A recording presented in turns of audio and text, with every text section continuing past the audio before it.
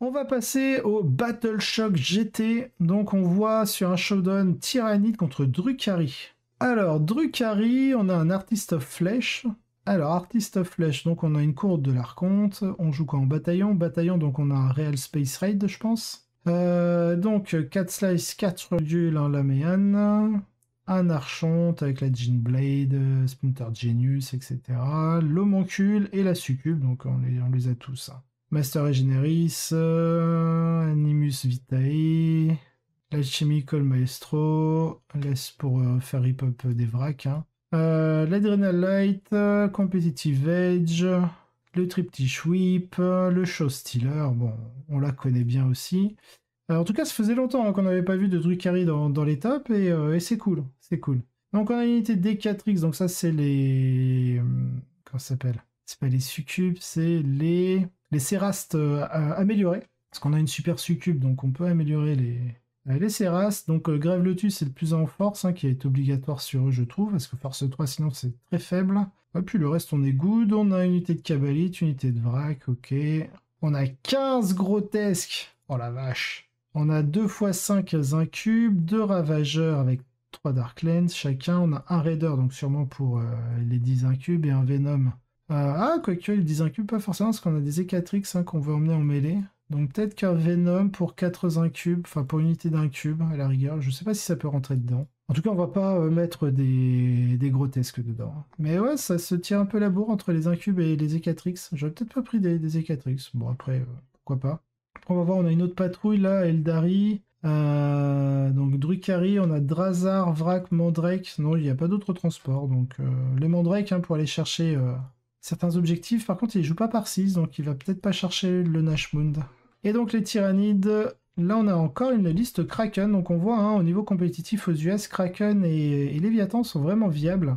Donc on a un Neurotrope avec la Résonance Barbe et le Synaptic Tundrill classique, un Tyrannide Prime, tous Icing Talon. Donc là on n'a pas les épées d'os et le canon venin, Direct Guidance, donc le plus intuit. Le Tyran ailé avec l'Adrenal Gland, ok, la classique. Reaper, Obliterax. Il n'a pas de trait de seigneur de guerre, lui, par contre. Il n'a pas de Feel No Pain, celui-ci. On a 3, 6, 9 guerriers tyrannides, dont un avec le Lash Whip. Après, on a 2 x 5 avec Lash Whip, toujours, et full Deathspitter, Osef des canons venins. On a un Death Sleeper, mais sans son trait de seigneur de guerre. On a un Malceptor, on a 2 x 3 Pyrovores, classico-classique. On a 3 Venom Trop, unité de Zoanthrope. On a un Parasite de Mortrex, d'accord, avec le sac de gestation et l'Alien Cunning. Ok, on a une Harpie avec l'invue à 4 et un Tyrannocyte. Tyrannocyte sûrement pour amener les Pyrovores. Et donc on a une victoire du Tyrannide 98 à 36. C'est une victoire assez sévère. Les missions de domination ont l'habitude de mettre l'accent sur un match où un camp a du mal à maintenir l'engagement avec l'autre. Et ce match en est un. La liste de Drukhari de Michael a quelques avantages. Quelques ravageurs signifient que la harpie n'opère pas en toute impunité. Bien qu'elle ait du mal à gérer le Malceptor à travers son action, Artist of Flesh compte beaucoup sur les grotesques contre les Bone Sword et le mode Pyrovore plus puissant. Et la cour fournit un bon moyen de protéger un objectif. Malheureusement, les guerriers tyrannides sont à leur tour étonnamment difficiles à gérer pour les Drukhari, surtout maintenant que le nœud ruche, le Hive Node, renforcé peut être utilisé en mêlée, et cela devient un problème assez terminal grâce aux biomorphologies adaptatives. Du côté des tyrannides, il passe aux prédateurs d'embuscade de la liste de chasse afin de disposer... Alors attends, Ambush Predator for the Hunt list. Ouais. Afin de disposer d'une héroïque à l'échelle de l'armée. Et il est alors incroyablement difficile pour les Drukhari de contester de manière significative le primaire pendant toute la partie.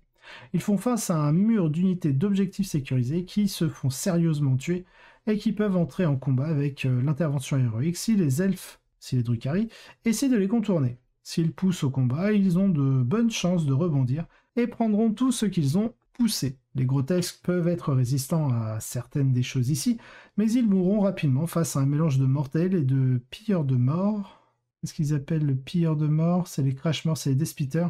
Et les despitters, parce que c'est force 5, donc ça blesse à 5+. Les grotesques, pour ceux qui ne sont pas dans l'aura de l'homoncule. Et les incubes ou les autres infanteries meurent hideusement face aux pyrovores. Les Drukhari ont besoin de quelque chose qui puisse faire craquer les gros escadrons de guerriers ici, et ils ne l'ont pas. Peut-être une grosse unité de Blood Bride dont le second détachement a été échangé pour être Strife afin de débloquer le stratagème des relances pour blesser. L'état actuel des choses, on a vraiment l'impression qu'il n'y a pas grand chose à faire et le score suggère qu'il leur a été impossible de contester l'objectif principal. 98 à 36. Première place, donc on a les Tyrannides, le Kraken Pressure. Une autre bonne performance pour la pression Kraken, cette fois-ci en évitant un plan cohérent de To The Last en faveur d'une brique de guerrier extrêmement lourde pour pouvoir dominer la table et le potentiel de mot de tête des pyrovores dans un tyrannocyte. 6 pyrovores, c'est beaucoup de tirs, de flammes qui peuvent tomber n'importe où sur la table et qui obligent à la prudence. Un assez large éventail de listes, ce qui est évidemment bon pour l'esprit de la ruche. Compte tenu de la puissance évidente de la liste Léviathan, c'est génial de voir des gens utiliser une autre stratégie et obtenir de si bons résultats, alors félicitations à Matt pour cette victoire. Donc dans le reste du top, à 5 victoires et 1 défaite, on a un Chevalier Gris. Il joue quoi comme une petite escouade de paladins. World of Power Faction Bomb. C'est World of Power Parce que là je cherche la confrérie. Chevalier Gris. Granite. Hop, Swordbearer. World of Power, c'est ça, non? Non. Blade of Victory, Wardmaker, Pression. Non, il n'y a pas de ça. Ah, ils nous disent pas, c'est dommage qu'ils nous donnent pas au moins la confrérie jouée. Ensuite, on a un joueur orc. Il y a longtemps qu'on n'a pas vu d'orc dans le top.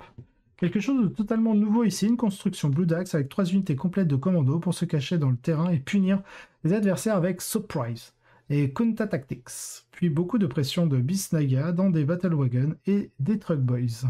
Et enfin, on a en 4ème place un Crafto.